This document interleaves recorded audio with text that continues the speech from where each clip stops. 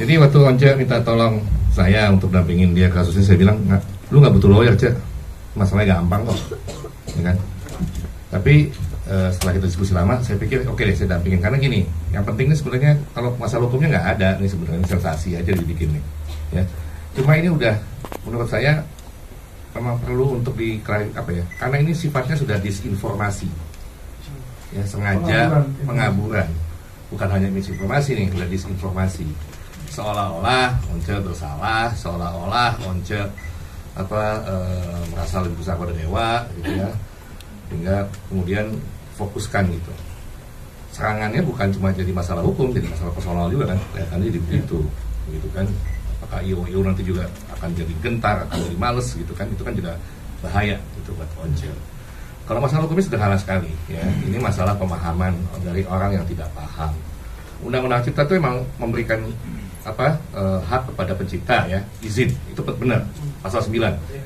Perhatikan deh, pencipta-pencipta yang senang banget melarang orang gunain lagu pasti bilang pasal 9.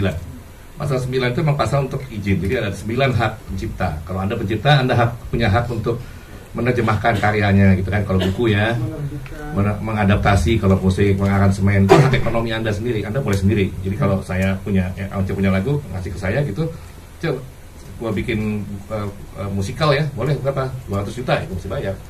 Tarifnya dia sendiri nentuin, nggak ada lembaga lain. Lagu lu gue ganti liriknya, ya, bahasa Inggris, oke, berapa? 1 juta, ya udah, berbayar. Itu hubungan antara si pencipta dengan yang ketiga, boleh langsung. 8 hak tuh. Kemudian ada 1 hak, namanya apa? Hak pengumuman, ya, penampilan di muka umum dengan komersial.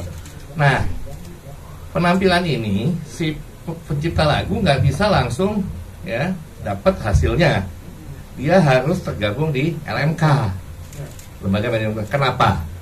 Kenapa harus diatur seperti itu? Kalau enggak kacau balau, ya. Ada warung itu kios jam 3, Ahmad Dhani datang minta duit jam 4. Mana lagunya diputar? Iya, kan? Siapa? Slang datang. Tiap orang bisa dimainin gitu, ya. Semua orang minta lagu sendiri-sendiri kan. Yang punya kafe kan kapan kerjanya kan, bayar terus. Udah gitu tarifnya sendiri-sendiri. Makanya kalau mau dapat duit royalti dari performing, ya, undang-undang bilang harus ikut LMK. Dan kita tuh udah ada banyak LMK kan? Ada 11 LMK. LMK 11 terus dibikin namanya LMKN. Gitu. Jadi setiap orang yang mau dapat duit dari royalti kalau lagunya dimainin di muka umum, konser, ya, apalah segala macam, itu dia harus masuk di LMK. Nanti LMK yang mungut duitnya dari para penyelenggara. Nanti LMK baru bayar ke si pencipta. Itu mekanismenya.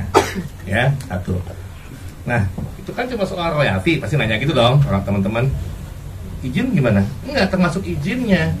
Jadi waktu si pencipta ngasih surat kuasa ke LMK buat mungut royalti, dia kan udah ngasih izin lagu itu diputar, iya nggak? Gimana lagu bisa diputar kalau lagunya nggak dimainin dulu? Jadi artinya kalau pencipta, ya, nggak mau lagunya dimainin, jangan bikin lagu. Gitu, itu aturannya. Nah, ini bukan penafsiran saya, karena pasal 23 ayat 5 jelas bilang setiap orang dapat melakukan penggunaan secara komersial ciptaan dalam satu pertunjukan tanpa meminta izin terlebih dahulu kepada pencipta dengan membayar imbalan. Ya, jadi pasal 9 bilang harus izin. Pasal 23 bilang tidak memerlukan izin kalau untuk performing. Ya, sifatnya. Jadi yang pasal 9 khusus, umum, pasal 9 khusus. Kan hukum ada yang gitu kan? Jadi gini misalnya, kita bikin aturan makan malam setiap hari nggak boleh lebih dari jam 7 malam. Terus ada pasal di bawahnya, kecuali hari Rabu kita boleh makan malam sampai jam 12 malam. Pertanyaan saya, pasal yang di bawahnya hari Rabu ini bertentangan nggak sama di atas? Enggak. Cuma dia perkecualian. Nah, perkecualian itu untuk apa? Untuk performing. Yang 2% tadi itu. 2% tadi. Dan jadi kalau orang cuma baca pasal 9 itu ini ulang-ulang, kita punya hak mutlak segala macam, tapi kalau mau baca pasal 23, kalau pasal 8, sesat lah dia. Kalau kita baca undang-undang kayak atau baca kitab suci nggak lengkap, ya sesat lah kita, jadi ekstremis lah kita. Ini yang terjadi. Jadi masalahnya sederhana sekali. Apakah Once bersalah? Ya baca undang-undang yang benar dong. Gitu. ojek kan nyanyiin lagu, nggak perlu izin, pasal 23 udah ada kok. Kecuali gini, kecuali itu kalau aku gandain ya, kopi kan. Kopi ya itu nggak boleh, itu lain. Kalau Ya, lanjutkan. boleh. Perlu izin apa enggak? Enggak.